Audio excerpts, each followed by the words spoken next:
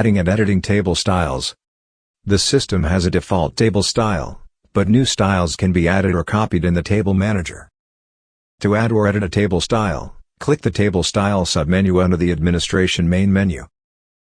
The DMS system will have a default table included. Select which part of the style you want to edit and then click the Properties icon next to the attribute you want to change. After editing the attribute, click the Update button. After the attribute has been saved, the preview table will then update to show how the table will look in a document. Repeat the process for each style that needs to be changed. Custom attributes can also be applied to the table. Click the Add New Attribute button.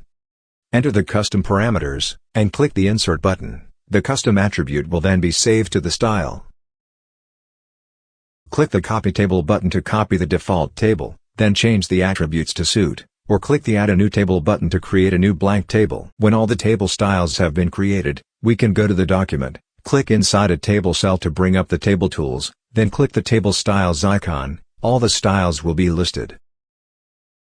Click the name of the style to apply to the table. A single or combination of multiple styles can be applied to any table. To remove attributes or table styles, go back to the Table Style Manager. To remove the attribute from a style, click the eraser icon in the attribute row.